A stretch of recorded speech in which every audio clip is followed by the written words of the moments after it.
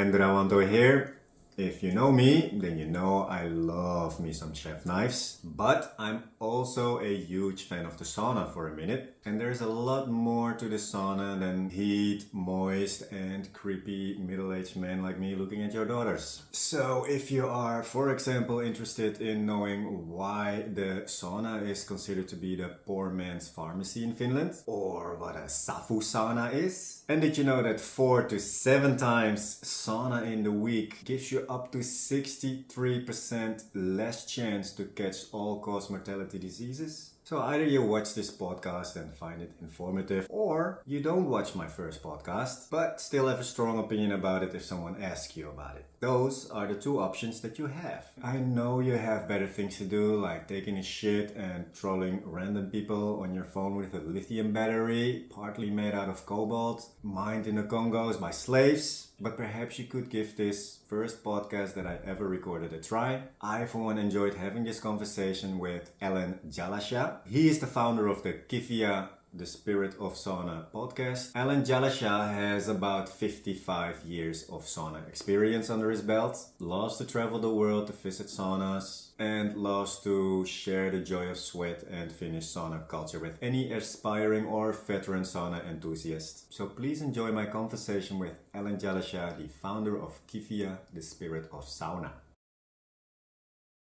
We're live. We're live. Welcome everybody. Okay. People that know me by now know that I'm quite a saunatic. I practically go to the sauna almost every day. If I love something, I really like to deep dive into something. So I googled sauna. That's how I stumbled upon Kivia, the Spirit of Sauna. A really nice podcast. Only on Spotify available. It's available on all the platforms. All the platforms for podcasts, except YouTube, right? Except for YouTube. I've been listening to all episodes of the first 2 seasons that he put out. Especially like it as a little bit of foreplay when I'm driving towards my sauna. I'm listening to half of an episode and then on the way back to the other half, because they're about 30 minutes every episode. And it's fun because it covers basically everything it has to do with sauna culture. Yeah, so how did you decide to become the first podcast about sauna? Yeah, there are a few, but they don't do very well. But they're not done by people who are knowledgeable, in my opinion, on sauna. So the idea started as a bit of a joke. It's serious now, but it wasn't serious to start. Okay. So I have a friend of mine, Darren, that I went to university with. He lives pretty close to my cottage, and he always comes up to the cottage for a sauna. I live about an hour west of Toronto, but I have a cottage that's east of Toronto. It takes me a couple of hours to get there. It's a cottage that originally belonged to my grandparents, and then I bought it from them about 10 years ago, and I've kept up the tradition. So they came from Finland, built the cottage in the 60s, and then we started the Finnish traditions that were there, and especially the sauna. So the sauna is right by the lake. Nice. It's wood burning, so it gives you that authentic Finnish experience. Nice. My friend Darren loved it, and he would come up on weekends. We were younger, so there was lots of drinking going on. I don't recommend lots of drinking with sauna, but it's what we did at the time. So we would have a few drinks, few beers usually. We're having sauna, and one time he comes up with the idea, we should do a podcast. I'm like, oh, okay. And we were going to call it, Can You Take the Heat? We were going to invite celebrities, get them into the sauna, get them hot, and that was where the title came from, Can You Take the Heat? Makes me think of this show on YouTube as well, Hot Ones, where they interview celebrities while eating a range of hot chicken wings with hot sauces that become hotter at every step. Very similar. Yeah. It only ever existed when we were at the cottage in the sauna drinking. And then the next day, we forgot about it. Yeah. So this went on for like 5 years. And then finally, I decided, no, I'm going to do a podcast. No, I'm finally going to do it. I'm going to do a podcast. Yeah. So I have a business shop in my hometown, and I had a chance meeting with the producer of our podcast in the parking lot. I didn't even know it, but his office was in the same building. I talked to him, was talking about what he did, and I told him I wanted to do a podcast on sound. He said, well, you should stop by and see me. All right. So I arranged to meet with him, and he says, well, what do you think? Like, is there enough there in sauna to talk about? And I said, oh, absolutely. And I go, I've got lots to talk about. He was skeptical. Of course. But after that 1 hour, 1 hour we were meeting, by the end of that, he was convinced, wow, there is a lot here. I said, yeah, there's the culture, there's the social, there's the health benefits, there's all these other little intangibles that nobody understands unless they go to sauna a lot. So quite quickly, we understood we had something on our hands. It was very original, very niche. We decided, let's go ahead and do it, but do it for real. We weren't going to do the celebrity thing. No. This was actually legitimate. So we changed it. I was looking for a name for the podcast, and I was thinking, well, I should use a Finnish word. But the Finnish language is a tough language. It's difficult. It doesn't correspond to anything. Especially pronunciation is so super difficult. So difficult. So I said, well, I'm going to start finding Finnish words that are related to the sauna. Kivia, there's variations on it. It's a loose word. Kivi, kivis, kivia. This word basically represents the stones that sit on the heater that get heated up. The most important part. The most important. Yeah. The stones are the heart of the sauna. Heart and soul of the sauna. Yeah. If you don't have good stones and then they're not hot and the right stones, the right amount and all things being, then you don't have a good sauna and you don't have good lolu, which we'll talk about. Yeah. It's Finnish word, but it's easy to pronounce. And it's original. Once you hear it, you're not going to confuse it with anything else. So. No, I've never heard of the word before I bumped into your podcast, and when I read what it meant, I was like, yeah, it makes so much sense. It has a subtitle, The Spirit of Sauna. It's called Kivia, The Spirit of Sauna. Yeah. Ultimately, we're there to talk about the essence of sauna. What is so special about a sauna? We try to cover a little bit of everything. Yeah. So the history, how to build a sauna, different countries, what they do, the do's and don'ts, even if you're going to go to your local sauna for the first time, you want to know what to do. So in North America, there's a lot of people that really don't understand really what a sauna is. Heard of it? Yeah. They may have saw it at the gym. It's hot. They don't really know the process. I remember one episode where you quoted something in Finnish. It pretty much summed up everything for me. When my grandparents came to Canada and they bought the cottage and they built the sauna, they hung a sign in the area outside the sauna, right above the stove, and it's in Finnish, but it was a very important saying. I can't remember exactly what it says in Finnish, but suffice to say the translation means, in the sauna, anger cools and bitterness fades away. Yeah, when I heard that in the podcast, it almost felt like one of the things that Yoda could say. Yeah, it's a very Yoda, For me, it pretty much sums it up. It does. Without getting into a long list of benefits, the essence of how you feel, you can't feel angry in a sauna. No.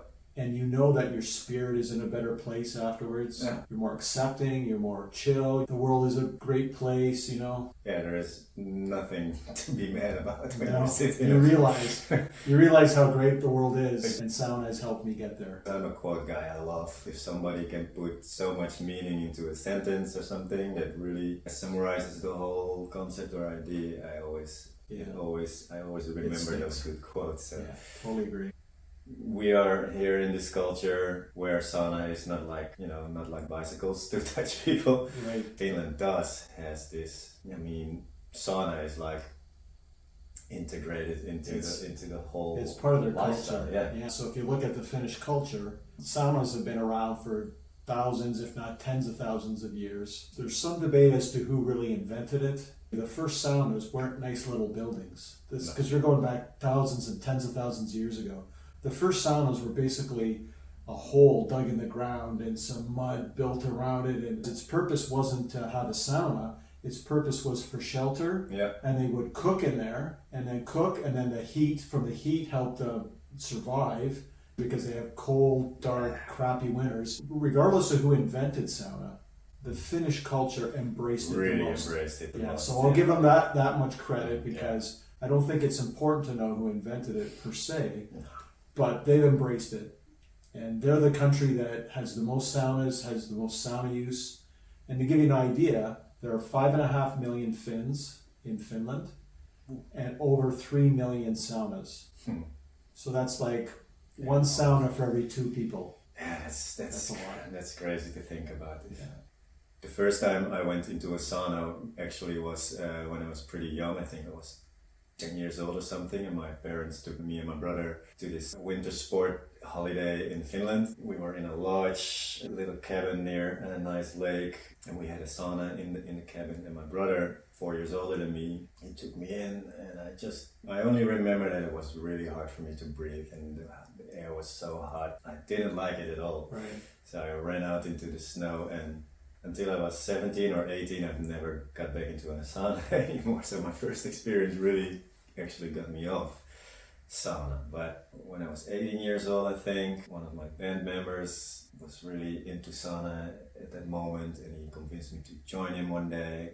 Because I was like, no, I knew I didn't like it, because if you have a first bad experience, you kind of convince yourself that it's not for you. But then when I went with him, I actually truly enjoyed it. I don't know why, what was the difference, but I just remember that second time I went with my friends, I was really feeling good about it. I'm like, wow, I should do this more often. And going studying afterwards, and then living my life, I met more and more people that would love to join me, because it's actually something, when I was younger, I wouldn't go to a sauna by myself. Right. You always want to have somebody with you, I guess. And but luckily I always found people that wanted to join me, and I guess for the past 25 years I've been pretty much hooked to it. Yeah. Especially the past 6 years, since I have a subscription at the spa that we just went. Yeah, I literally almost go every day. So it's such a routine now in my daily life. It's the first thing I would miss in case of a COVID lockdown, for example. Yeah. When people do have a good experience in sauna, it's quite easy to have a good experience. Yes, it is. People tend not to give it up. It's very addictive in a good way. Exactly. You want to do it again. It's one of the good addictions. Yeah, Yeah, speaking of which, I don't need to know the data to know that something good is happening to me when I'm just sitting in a sauna. How you feel afterwards, also in combination with the cooling down process and the cold plunge, everything. And there's now more and more data and research into what are actually the benefits. And I've watched a lot of podcasts about it, besides yours, but also from more from the medical side of things. Yeah, from Dr. Rhonda Patrick to Andrew Huberman. There's a lot of people out there that are actually sharing the facts and the real data from scientific research. So so for years, for as long as we can remember, Finns always understood that it was good for them. They just didn't have the medical data. And some of this medical data is very current. It's very recent, within the last 100 years or so, not just for sauna, but for medicine in general. Yeah. Medicine, if you look back 100 years ago, there wasn't a lot of medicines to cure what ailed us. So, but Finns always knew that the sauna was good for their health, and that they just felt better, they slept better, they were happier, they were more content, they were more spiritually fulfilled. All these kind of intangibles, but there was no ill feelings. It was all good feelings. So they just rolled with it. Let's just keep doing this. There's actually a saying, there's two sayings actually, but one, that the sauna is known as the poor man's pharmacy in Finland. Yeah, I like that. So that, if you can't, it doesn't matter if you can't afford it, just go to the sauna will fix you. That was the belief for forever. The other one, that it's actually a Finnish proverb, I don't know the Finnish words, but what translates to, if tar, whiskey, or sauna can't help you, then you're dead. You're gonna die. Whiskey and tar was quite often used for like skin and psoriasis, and you could drink it in certain forms. But between those two in the sauna, if that wasn't gonna help you, that's it. The disease was fatal. Anyway. It's lost. It's over. So over time, then medicine got involved, and there was actually a study done by a Finn. There's a couple studies, to be honest, in the last 20 years, and they've been able to identify some very specific benefits of sauna. So it's going to boost your immune system, help you sleep better. It'll give you less stress. It'll lower your blood pressure. All these little things. One of the things that really shocked me in a positive way when I was watching all this scientific data about sauna and the benefits of it is that a certain amount of sauna each week would have a increase of benefits on certain levels. 2 times a week going to the sauna would diminish the chance of cause mortality diseases with a certain percentage. So this study was by Dr. Laukkanen, kind of divided it into 3 categories. People who had sauna once a week, then there was 2 to 3 times a week, and 4 to 7 times a week. So those are the 3 categories, and each one presented a lessening of all-cause mortality depending on how often you use the sauna. Yeah. So if you use the sauna once a week, it would reduce some of these mortality causes by 10 to 15%. If it was 2 to 3 times per week, it would be like 22%. And then if you were in the sauna 4 to 7 times a week, it was up to 63% of causing it. When they say all-cause mortality, so it can lessen the chance of you getting cancer. It doesn't cure cancer, but lessens the chance. But things like dementia, stroke, those type of diseases or illnesses or conditions are less of a chance of you catching them or contracting them or dying from them. Well, I'm definitely in category 3 for the past 4 or 5 years. So, but not because of that, because I didn't know that 5 years ago. It's just because I love going to the sauna. As I said, it's just listening to your own body and just the way you feel during, after sauna, and now even before a sauna. It's already enough for me to stimulate me going more and more. But getting this type of data is definitely kind of confirming why I'm loving it so much. Right. But then on a scientific level. It's nice to know that the science backs up Exactly. what we already know. We don't need an excuse now to go to If the science says we can, and it's good for us, okay. It's perfectly fine. It's actually something you should do as well. Highly recommended. So there is all this data about facts of sauna benefits, what it does to you, but there are also quite some, maybe at least one good example of a myth that people think about sauna. I've heard a few different myths over time, I'll be honest, but the one that I keep hearing that I'm very confident is not true is when people say, or companies say, that the sauna removes toxins. Okay, and I'll use that word toxins specifically now. That's simply not true. And what they think, or what they're led to believe, is that if they sweat, the toxins in their body will be released. And we're going to think about that for a minute. There's nothing magical about the sweat that occurs in a sauna. Sweat is just a cooling mechanism. Your body gets too hot, your body will sweat to cool your body down, plain and simple. The sauna process is a little more complicated. We should talk about it because you're getting hot, then you're cooling down, and you're resting. And it's that thermal cycle is where you get the benefits. There you go. Yeah. But it does not remove toxins. No.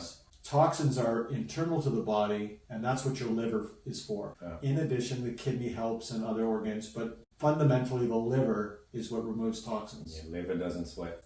And the liver doesn't sweat. It has nothing to do with sweat. And again, I'm not a doctor, but I know very confidently that that's not true. But I think it's the same with, like, when you get sick, like a common flu or anything. A lot of people say that, just sweat it out in bed, You're like, it's not how it works. That's just not how the body works. Yeah, exactly. And it doesn't matter how magical the sauna is. It's not going to change that. There is no such thing as too much sauna as well, right? No such thing as too much sauna. You can't overdose on sauna. But the one thing you want to keep in mind is you need to be hydrated. Lots of water. 3 stages: before, during, and after. Just drink lots of water. You're essentially replacing the water that you sweat out. And you'd be surprised how much you can lose by sweat. Hell yeah. Which is, by the way, what a great cooling down mechanism that is. I think we are the only species on this planet that sweat, right? There's one other species. Really? I remember reading about this like a month ago. There's one other species. We'll look it up. Maybe some of you are wondering why we're sitting here with these goofy hats as well. Yes. First of all, it says idle sauna, which is not a lie. We're wearing these hats. This isn't actually a Finnish thing. This is, believe it or not, more of a Russian thing. Russians have their version. They have their own version. But the purpose of the hat is essentially to keep your head cooler so that you can stay in the sauna longer and at higher temperatures if that's what you want. Because the hat is actually made out of felt, so it acts like an insulator. Yeah, especially during a lulu session where they pour scented water on the stones, which evaporates and makes the humidity in the cabin really high, so that conducts the heat better. So especially the last buckets of water is going to make it feel really hot. Especially like us when we sit on the top bench. This really helps to make that last bucket a lot easier to withstand. A little more comfortable, But there was also a guy that told me that because it's insulating, you lose less heat through your head, so it makes sure your core temperature gets higher. Is that true at all, or is it just basically for protection of the heat? I don't know, but I think it's more for protection. Yeah. And the first time I saw a hat was actually a friend of mine bought one for my wife because she has long hair. And that's why women tend to wear it, because they have more hair. Yeah. And it's to keep your hair from getting hot, because your hair will get hot. Right? Definitely. So that's the reason why they did. It's definitely not a fashion statement. No. But there's nothing wrong with being fashionable if you're going to sauna. Nothing wrong with that. But again, so it's mostly in the Russian community, Russian Banya community, which is similar to the sauna. Finns don't tend to wear it as much. Okay. And in Germany, I don't really call very many people at all wearing it. And in Canada, where I live, it varies. Some people wear it just because it's fun, whether they understand it's part of the sauna. It's part of the culture, and the culture is such a whatever you want it to be that day in Canada. So some people wear it, some people don't. And it's the only thing that you're allowed to wear in a sauna. That's the only thing you want to wear, other than your birthday suit, right? So. Unfortunately, at my spa, they have 3 days in the week, which is dedicated to people that don't want to be naked in the sauna or from religious reasons can't. So they have 3 so-called bathing suit days, which for me personally is not comfortable, and it's actually not that hygienic either, I think. I tend to agree. If we don't have to wear a bathing suit, why bother? Exactly. But anyway, I understand from a commercial point of view, and also to be inclusive to people that just can't walk around in their birthday suit all day. But if you ask me, a real sauna experience is naked. Agreed. If you go to Finland, they generally have sauna naked, but they're also respectful between comfort levels between men and women. But unfortunately, if you go to Canada, there's really very little nudity. So do they have like separated saunas then? The saunas for men and saunas for women or something? Well, typically, if it's a co-ed facility, they'll have separate change rooms to start. Everybody wears a bathing suit all the time. That's one way of doing it. The other way they do it is like in Toronto area, there's some banyas, so they may have specific nights for men or specific nights for women. So when you go those nights, you don't have to wear a bathing suit, or it's optional. But it's only men. But you won't. I don't know of any, to be honest, unless they're a private club. Any saunas where you can go there co-ed without bathing suits. It's just not permitted. Yeah, that's so weird to me. I also have this nice what does your t-shirt Finnish say? shirt. It says sauna, and then find a Finn and learn how to pronounce it. sauna. North Americans tend to pronounce it sauna, but actually sauna is a Finnish word. It's a uniquely Finnish word. It doesn't exist in any other language, and it is pronounced sauna, like cow. Sauna. Yeah, it's exactly the way Dutch people would actually pronounce it, because AU makes the ow sound. So it's easy. So it's for us, it's naturally the same pronunciation. I listened to all the podcasts that you made, all the episodes, and you talked about saunas that you have been visiting all over the world. Before COVID, I traveled a little bit, mostly having sauna at home, but then I've been traveling more recently. There are saunas everywhere in the world, so that's what I like to do. You like to travel for food and for knives. I like to travel to have different saunas. I'm going to be a little bit kind of biased, but this is just from my experience. The best saunas I've had are in Finland. Naturally. Yes.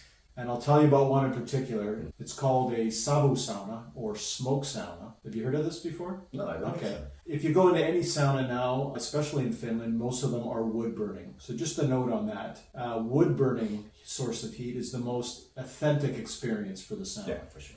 And it feels very authentic. Like it's wood burning, and you got the smoke and the smell, and that just enhances all the sensations and your senses that you're going through. There was a period of time when, believe it or not, that man did not know what a chimney was. So what they would do is they'd have these saunas where inside they would start a fire, put all these logs on, get these huge fires going, get the rocks in there to heat the rocks in, and the whole room would be full of smoke.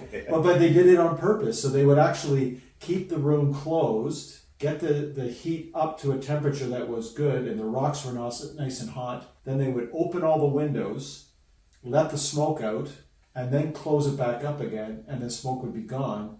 But it would have this very medieval, old world smell of smoke. Infused into the wood. You're not breathing it at this stage, it's just in the wood. And the air is actually very antiseptic. It actually is more sterile than not. That's surprising. Yeah. But it's very, very unique, and it's the best sauna I've had. It's a very slow, it's not very efficient, but that's the way they did it. So the sauna had to be hot first, get the smoke out, then use it. You still have saunas that do this. They still do it. Wow. And Estonia really likes them too. They've got their own little number of smoke saunas. So Interesting. No, I've never heard of it. to me, that was the best sauna experience I ever had. I can imagine the scent of the infused walls. It feels so natural and so rustic, and I like rustic saunas. Some people like really fancy ones. They go to really fancy spas, high end, and everything is really pristine and that. I can't relax very well. I need it to be a little bit rough, log cabin style, old. Yeah. I don't have to worry about dropping any sweat on anything. I can just sit at a bench that's had 1,000 bums on it, over time. So those are the best saunas I've had. But then there are some nice spas in other parts of the world that I've been to, Germany, Norway, Sweden, where they have good saunas, good heat. They're just different. And I'm kind of partial a little bit to Finnish saunas because I'm Finnish. My family's Finnish, but there are lots of good saunas out there. So what would be like the list of, let's say, the criteria for you to make it like a really good sauna? So I like it hot. Me too. I probably like it hotter than most people. For me, the sauna needs to be at least 90 degrees Celsius. I'm not telling anybody you have to have a sauna at 90 for it to be enjoyable or for it to be good. I've just been doing it for 50 years. I had my first sauna when I was 6 months old. Wow. So I've been doing it a long time. Where did you buy your ticket when you said So your parents obviously just took you into the sauna when you were still a baby. I was 6 months old.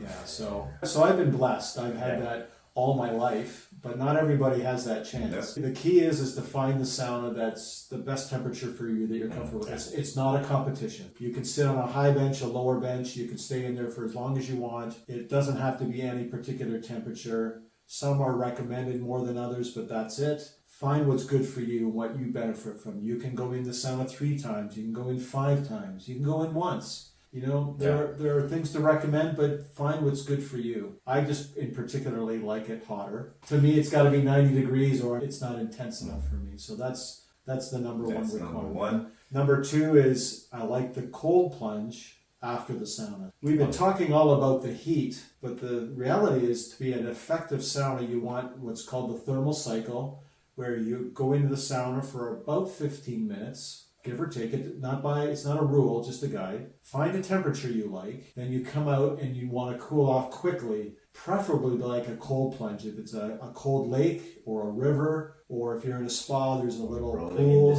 rolling in the snow, a garden hose with a nozzle on it, whatever it takes, pulling a bucket, whatever it is, you want a cold plunge. You want to immediately immerse yourself, your body, in something cold to basically contract the capillaries that have been expanding while you've been in sauna. And then when that's done, you want to rest. You actually want to stop and relax for 15 minutes. Your body get back into balance again. Absolutely. So you need to be able to do that cycle. That's what makes a good sauna. I just like it hotter, but I like that cold plunge is number 2, and the chance to relax. And if I can get those 3 in, I can do that anywhere on the planet, and it's going to be good. And I see a lot of people, I call them sauna tourists, as in, I've been going to this sauna for years now, almost every day. So you recognize all the regulars, but you also, of course, recognize all the people that are just there for one day and maybe only go to a sauna once a month. You see them do things that I'm like, you're not getting anything out of it if you do it this way. Yeah. Like they only sit in the sauna for like 3-4 minutes. Right. That does almost nothing for you. They don't even break a sweat yet. It's just getting too hot for them because they're not used to that heat. So they only hop in and out. And if they stay long enough, really get sweaty, then they take a cold shower immediately. So closing down the pores immediately, which will actually just keep the heat inside of your body, which is not recommendable. And then put on their robes and go into the restaurant. It's not the best way to go about it. I'm naturally a person that wants to know what he's doing if I'm into something, so that's why I like to talk to you. You're more of an expert than me, and I like to listen to people that can give me all the facts that I want to know and learn more about it, what it is. Well, that's why I did the podcast. In the end is essentially I want to share my experience. I want to share my knowledge. I want to give people the guidance they need so that they can go and enjoy a good sauna. The one thing that people don't talk about is the social aspect of sauna. Yeah. And when I have a good sauna and you're having a good sauna, we're having a good sauna together, we have a good bond, and we can Exactly. share, and we can have a good time together. People need to understand that aspect too, and find a sauna buddy. Yeah. Go to the sauna with a friend Yeah. and enjoy it together. When I was younger, I needed a sauna buddy to go. I wouldn't go alone. By now, I actually prefer to go alone, basically. It feels like I'm having me time, but I'm in public. Yeah. You know, I don't have to be the hermit inside of my house. I just can go somewhere, but still feel like I'm by myself. Yeah. But you are surrounded with like-minded people that are there for the same reason. And because we are all preferably naked, whenever you start a conversation with someone, it's like one of the realest version you can meet someone in. Yes. Because there's nothing to hide behind. You already put most of your mask away, your clothing, whatever it is. It doesn't matter. You're just there being the bare naked version of yourself. One of the sayings they say is that the sauna is the great equalizer. Oh yeah, that's So- a great way to put So it. you meet somebody in the sauna, if you didn't know who they were, you're naked, they're naked, Yeah. you're both vulnerable, and you're going to treat them like another human being. Exactly. They're no It's- lesser or more than you, and then you can share, you can be honest with them and talk, and not have to worry about status. That's one more reason why it works very well in Finland. Everybody has sauna with everybody. You don't say, well, I'm not going to have sauna with that person because of who they, what their job is or where. There's that no doesn't first happen. class, there's no second class. Like everybody's the same. Exactly. It's very democratic. And you actually also build I saunas, build right? saunas too, so Yeah. I'm not just talking like I know everything because Yeah. I've actually built many saunas. I still Yeah. build them today. I do help people at various stages if they just need a little advice or they want me to build it for them. I can do that. I can do anything sauna, as they say. Well, I have a hammer there. And And, it's- I've got some bamboo we can start working on. Wow. I've already Gone through your list. gone through my list, so if there's anything else you would like to talk about or mention about sauna. Oh boy, I could go on forever. I know. I don't talk a lot, but if you want to talk about sauna, I can be here all day. Well, it's the same thing with me about knives. Yeah. I could start a podcast just about Yeah. knives, and I would have content for years. For years. So when it comes to the sauna, I basically promote it. I recommend it. So ultimately, if you're not sure, find a sauna, find a person, go have sauna, try it out. If you're not sure, find somebody who has a little more experience if you're doing it for the first time. I guarantee if you do it right, or even do it fairly well, you will enjoy it and you'll be hooked. Yeah. Because I don't know too many people who had a good sauna and then said, no, that's not for me. I don't like to feel good, you know, it just doesn't make sense, right? I know some people that just like my first experience was like, no, I can't breathe in there, and I was like, yeah, I was there when I was younger, but try to get over that point where you think you cannot breathe because it's basically like a panic reaction, just like going to the cold plunge. Yeah. For a lot of people, they start panicking Yeah. instead of just keep breathing, Relax. stay calm, and then Yeah. you're actually gonna love it. As she said, I was hooked from the moment that I had my first Once- good experience. Once you have a good one, it's Yeah. you don't have to wait a long time to have a good one. You just have to get one good one in. There's lots to learn along the way. I'm still learning, and all the saunas I have, Yeah, you're always You know- never done being a student. never done being a student. To me, there's no such thing as a bad sauna. Some are better than others, but there's no such thing as a bad And sauna. now there is no such thing as So, a bad sauna. Enjoy them while you can. And do you mind if I tell them about my podcast so they can No, of listen? course, by Yeah. all means. If you want more information on saunas, you can actually listen to my podcast. You can go to Spotify, Apple Tunes, Apple Podcasts, all the major podcast platforms. It's called Kivia, Kivia, the Spirit of Sauna. You can also follow me on Instagram and Facebook. Our handle is @KiviaSauna. We just finished season 2 and we're starting season 3.